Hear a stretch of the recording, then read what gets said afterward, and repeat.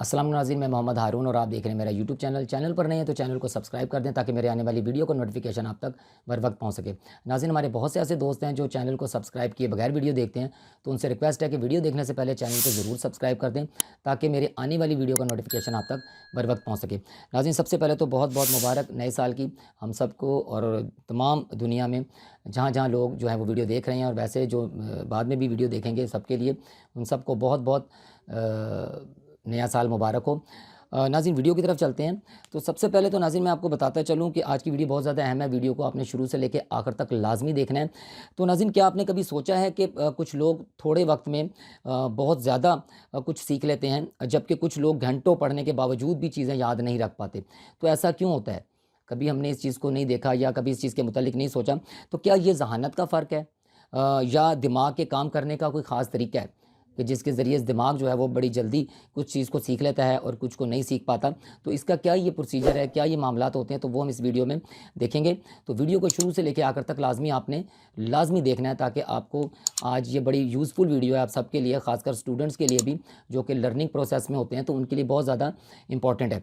तो दोस्तों, आज की इस वीडियो में हम जानेंगे कि दिमाग तेज़ी से कैसे सीखता है, यानी कि दिमाग का जो लर्निंग प्रोसेस है वो कैसे तेज़ होता है या वो कैसे हम उसको तेज़ कर सकते हैं, और वो कौन से साइंसी असूल हैं जिन पर अमल करके आप अपनी याददाश्त, यानी कि आपकी जो मेमोरी है, याददाश्त, तवज्जो और सीखने की रफ्तार को कई गुना बढ़ा सकते हैं, जो कि आजकल के दौर का एक अहम तकाज़ा भी है और बहुत ज़रूरी भी है।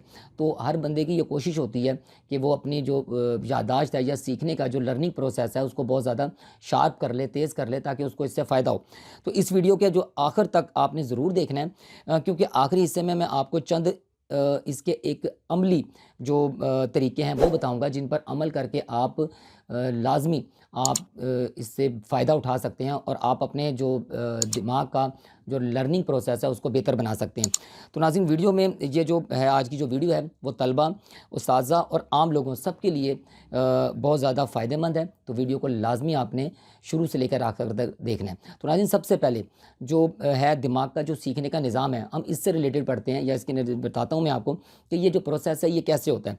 तो हमारा जो दिमाग है वो अरबों, आप कह सकते हैं कि अरबों खुलियात पर मुश्तमिल होता है। अरबों खुलियात पर ये मुश्तमिल होता है जिन्हें न्यूरॉन्स कहते हैं, और ये न्यूरॉन्स एक दूसरे से बरकी सिग्नल्स के ज़रिए रब्ता करते हैं। इनका जो कॉन्टैक्ट होता है वो बरकी सिग्नल्स के ज़रिए होता है। जब हम कोई नई चीज़ सीखते हैं, अब जैसे वो कोई लफ्ज़ भी हो सकते हैं, कोई नया फार्मूला या कोई नई महारत, कोई नया स्किल जब हम सीखते हैं तो दिमाग में न्यूरॉन्स के दरमियान नए राब्ते पैदा होते हैं। ये जो नए कॉन्टैक्ट्स क्रिएट होते हैं, जिन्हें जितनी ज़्यादा हम इस चीज़ को दोहराते हैं, बार बार पढ़ते हैं, दोहराते हैं, यानी कि उसको रिपीट करते हैं बार बार, इतने ही ये राब्ते मजबूत होते जाते हैं और हम वो चीज़ को मज़ीद हमारे दिमाग में, वो आप कह लें कि उसको स्टोर करता रहता है, महफूज करता रहता है। इसीलिए माहिरीन कहते हैं कि जो मश्क है वो सीखने की माँ है। यानी कि हम भी अक्सर आपने देखा होगा कि स्टूडेंट्स को मश्क करने का कहते हैं, यानी कि प्रैक्टिस करने का कहते हैं। खासकर जो मैथ्स होता है इसके लिए बार बार कहा जाता है कि प्रैक्टिस करें। तो प्रैक्टिस के लिए ही रिलेटेड जो चीज़ होती है कि उससे दिमाग में वो चीज़ महफूज हो जाती है, जिसकी हम बार बार प्रैक्टिस करते हैं, दिमाग अपने अंदर उस चीज़ को महफूज कर लेता है। तो इसीलिए माहिरीन के मुताबिक मश्क जो है वो सीखने की माँ है, ये बहुत ज़्यादा इंपॉर्टेंट है। तो लिहाजा मश्क लाजमी करनी पड़ेगी, यानी कि दोहराना है पड़ेगा, जिस चीज़ को आप सीखते हैं उसको दोहराना पड़ेगा। अब नेक्स्ट जो स्टेप है वो है तवज्जो, फोकस। तो नाज़रीन, आजकल तवज्जो यानी कि सीखने की बुनियाद है। अगर आप उसको सीखना चाहते हैं किसी चीज़ को तो आपको तवज्जो देना पड़ेगी।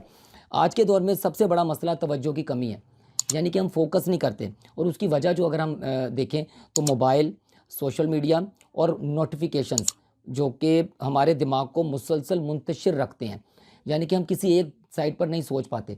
ये वो चीज़ें हैं जो कि आजकल आप देख लें कि आप हम उसमें जब उलझ जाते हैं कि कौन सी चीज़ करनी है, फ़लाँ नोटिफिकेशन आ गया या क्या चीज़ है, इस तरह मैसेज आ गया, नोटिफिकेशन कुछ और आता है।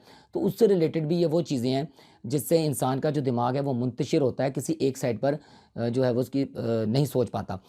तो जब हम एक वक्त में कई काम करते हैं, जब हम अपने दिमाग को डिफरेंट वेज़ के अंदर यूटिलाइज़ करते हैं, यूज़ करते हैं, इस्तेमाल करते हैं, तो दिमाग पूरी तवज्जो किसी एक चीज़ को नहीं दे पाता। नतीजा क्या निकलता है इसके बाद? नतीजा ये निकलता है कि सीखने की जो रफ्तार है, यानी कि जो लर्निंग प्रोसेस है वो स्लो हो जाता है, सुस्त हो जाता है।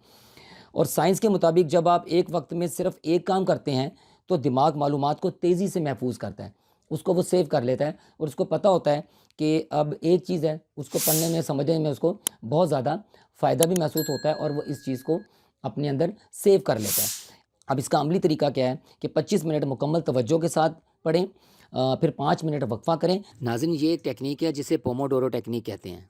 तो थी ये टेक्निक 1980 में इसको इस्तेमाल किया गया और ये एक टाइम मैनेजमेंट से रिलेटेड टेक्निक है जिसको टाइम को मैनेज करने के लिए इस्तेमाल किया गया था। 1980 में इसको यूटिलाइज़ किया गया था। तो नाज़रीन, इसके बाद आ जाए दोहराना क्यों ज़रूरी है। दोहराना इसलिए भी ज़रूरी है कि जिस तरह हमने अभी पीछे भी मैंने आपको बताया पिछले पॉइंट में भी कि दोहराने से आपकी जो मश्क जब आप बार बार करते हैं तो उससे वो चीज़ आपके दिमाग में सेफ़ रहती है।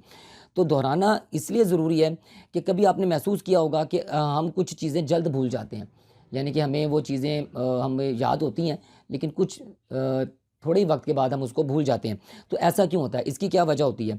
तो इसकी वजह सबसे बड़ी बात यह है कि दिमाग वो मालूमात महफूज रखता है जिसकी हम इसे बार बार ज़रूरत पड़ती है, जिसकी बार बार इसे आप कह लें कि नीड होती है, या हम जिसकी मश्क करते हैं या जिसको दोहराते हैं दिमाग उसको याद रख लेता है।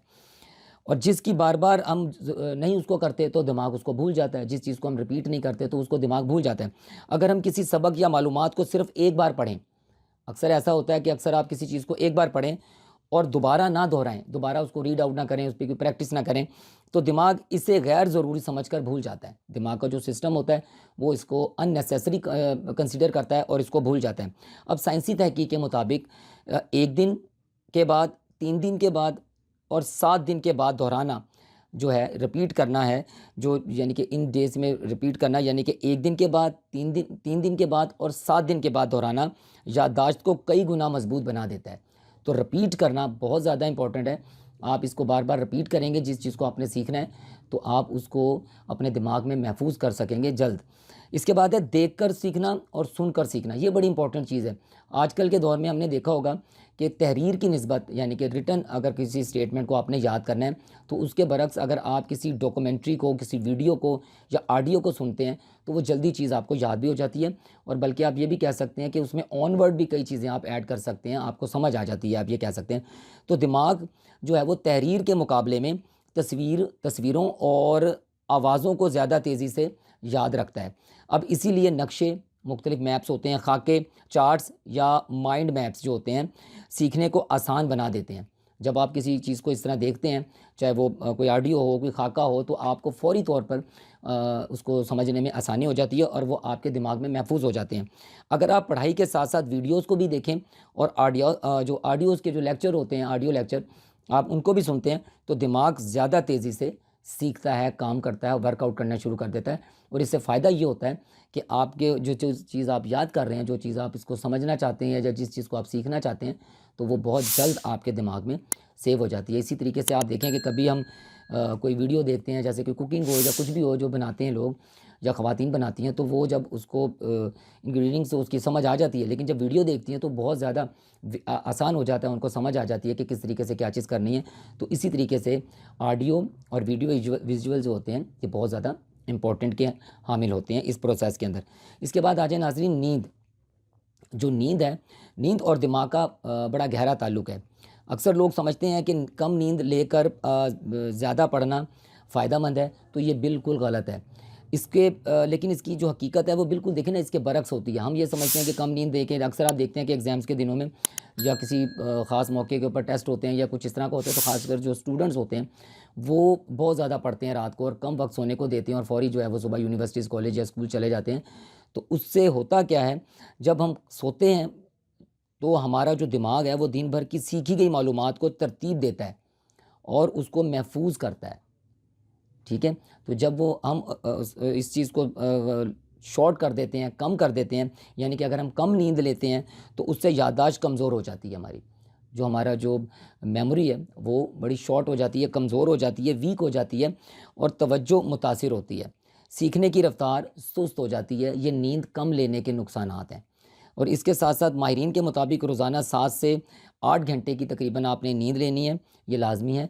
और इसके बाद सोने से पहले मोबाइल का कम से कम इस्तेमाल करना है। आजकल के दौर में मोबाइल चूँकि एक बहुत इंपॉर्टेंट आप कह लें कि गैजेट भी है, इसको इस्तेमाल भी किया जाता है कई काम मोबाइल पर ही होते हैं, लेकिन हत्तल इम्कान इस कोशिश करनी चाहिए कि सोने से पहले इसका कम से कम इस्तेमाल किया जाए, जो कि आपके दिमाग की सेहत के लिए बिल्कुल ठीक नहीं है। तो लिहाजा कम से कम इसका इस्तेमाल सोने से पहले किया जाए। नेक्स्ट पे अगर आप आ जाएँ तो वर्जिश आप देखें कि एक्सरसाइज जैसे कहते हैं, ये तो आपको पता ही है कि ये सेहतमंद जिस्म की एक बुनियादी जुज़ है कि एक्सरसाइज की जाए। सो वर्जिश और सेहतमंद खुराक, ये दोनों चीज़ें, यानी कि वर्जिश भी और सेहतमंद खुराक, ये दोनों चीज़ें का ताल्लुक जो है वो दिमाग की सेहत से भी डिपेंड करता है। तो जिस्मानी वर्जिश सिर्फ जिस्म के लिए नहीं बल्कि दिमाग के लिए भी बेहद ज़रूरी है। वर्जिश से दिमाग में खून की जो रवानी है वो बेहतर होती है, तवज्जो और याददाश्त में इजाफ़ा होता है।